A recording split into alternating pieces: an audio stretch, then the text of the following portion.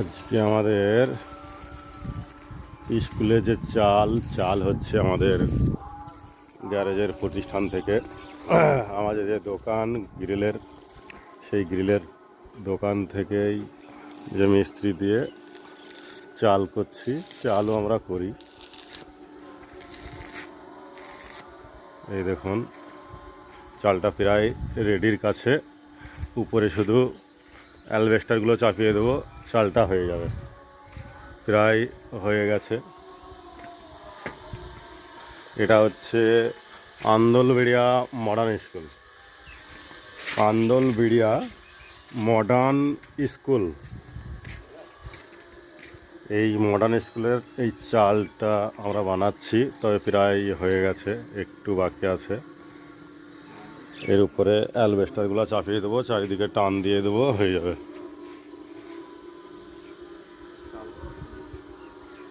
সকলে ভালো থাকবেন।